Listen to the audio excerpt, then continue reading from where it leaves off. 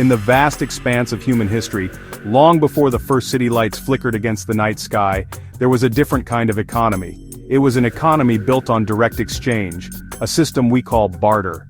Imagine you are a skilled farmer. Your fields overflow with grain, more than your family could ever eat. But you need a sturdy pair of shoes to work those fields. You must find a shoemaker, then agree how many bags of grain equal one pair of handcrafted shoes. But it had profound limitations. What if the shoemaker didn't need grain? What if they wanted fish? And the fisherman didn't want your grain either? This is the double coincidence of wants. Furthermore, how do you divide a cow if you only need a loaf of bread? Some goods aren't easily divisible, others, like grain, can spoil over time. Humanity needed a better way, a universal translator for value. The world demanded a more elegant solution. We needed a medium everyone agreed had value. Durable, portable, easily divisible. This wasn't just convenience, it was potential. A system that could store value over time, letting a farmer sell harvest now and buy a plow months later. The stage was set for one of our greatest inventions, not a hunting tool, not a new shelter technique. An idea, an abstract concept reshaping how we interact, how we build societies, and how we dream of the future. The invention of money was like a new law of physics for society. It allowed human labor and creativity to be stored, transferred, and transformed.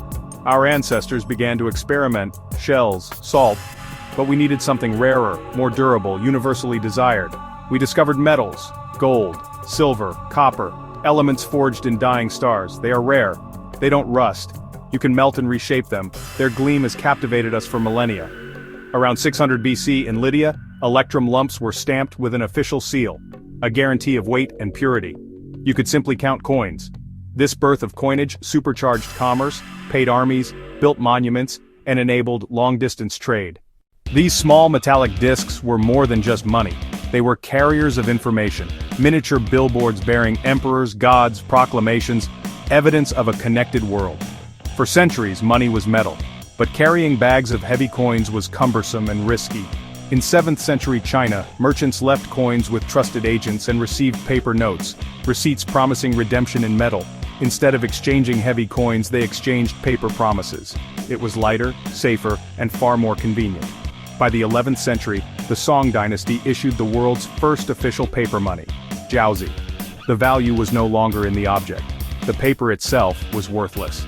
The value was in the promise, underwritten by the authority of the state. Paper money spread, arriving in Europe in the 17th century. For a long time, a dollar or a pound was a claim check for gold or silver, the gold standard.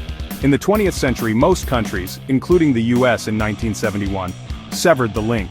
Money became fiat, from Latin, let it be done. Plastic arrived.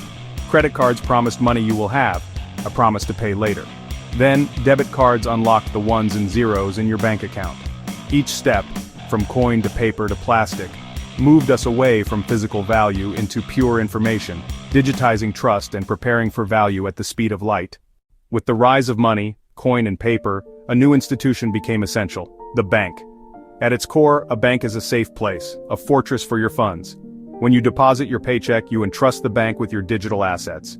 In return, you get services, a debit card, an app to check your balance, and systems to pay your bills. The bank is a secure hub, recording every transaction in a vast digital ledger, a modern version of ancient promissory notes. You trust that when you need your money, the bank will give it to you. But money doesn't just sit in a digital vault, the bank puts it to work. Think of deposits from thousands of people, a vast pool of collected capital. The bank lends a portion to people and businesses. A home, an education, a new business. Banks connect people who have money to save with people who need money to invest. They channel dormant savings into creation and growth, fueling the economic engine. Banks charge borrowers a higher interest rate than they pay depositors. The difference is the spread. They might pay you 1% and charge a student 5%. That 4% difference across billions pays for employees, buildings, technology, with the rest as profit. This is fractional reserve banking. Keep a fraction in reserve for withdrawals, lend out the rest. It works because it's unlikely everyone withdraws at once. It is a delicate dance built on probability and trust. The stability of banking rests on our collective confidence that the promise represented by our account balance is real and redeemable on demand. If banks are the musicians, the central bank is the conductor, guiding the tempo for the entire economy. In the US, it's the Federal Reserve. In the UK, the Bank of England. Nearly every country has one. Unlike a regular bank, you can't open an account there. Its customers are commercial banks. Its mission is stability, the ultimate guardian of financial trust. One powerful tool, the key short-term rate. The overnight rate banks lend to each other. Lower rates make borrowing cheaper. Banks extend more loans. That encourages spending and investment. Car loans and mortgages become more affordable. Economic activity grows. If the economy overheats, raising rates makes borrowing more expensive.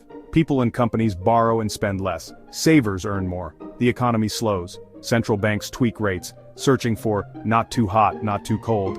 The Goldilocks zone. Decisions in quiet chambers influence your house price, jobs in your town, and the cost of goods. They are unseen conductors, using the baton of interest rates to guide saving, spending, and investing. The goal, a stable, predictable performance. Financial harmony for society. Section 6. The expanding and shrinking universe of value. Inflation and deflation. Imagine the universe of money like a giant balloon. Inflation is pumping too much air, too much money, especially when rates are very low. More money chases the same goods. The value of each individual dollar, pound, and euro decreases. This means prices go up. That is inflation. A little inflation, around 2%, signals a healthy, growing economy. It encourages people to spend or invest rather than hoard cash and helps wages and prices adjust. But when inflation gets too high, hyperinflation, money becomes essentially worthless. Savings are wiped out, people may revert to barter. The opposite is deflation. The balloon shrinks. Each unit of money buys more. Sounds good? Not quite. If you expect lower prices tomorrow, you wait. If everyone waits, spending stalls. Companies stop selling, profits plummet, layoffs rise. A difficult downward spiral. The value of money ebbs and flows, influenced by governments, banks, and all of us. Think of your money as a ship navigating time. Inflation is a current that pushes you backward. Deflation is a whirlpool that can pull the entire fleet down. The central bank acts as navigator, constantly adjusting the sails to keep our ship moving forward on a steady, predictable course. Section 7. A New Dawn. The African FinTech Revolution. For decades, banking meant branches, paperwork, infrastructure. Many were unbanked. The revolution came from telecom. In 2007, Safaricom launched M-Pesa, mobile money, enabling deposit, send, and withdraw via simple text. A phone number became a de facto bank account. Transfers moved at the speed of light, empowering millions, especially women, and helping small businesses grow with digital records and microloans. Startups offered digital insurance, investment, and innovative credit scoring, a mobile-first ecosystem. Section 8. Digital currencies and the blockchain.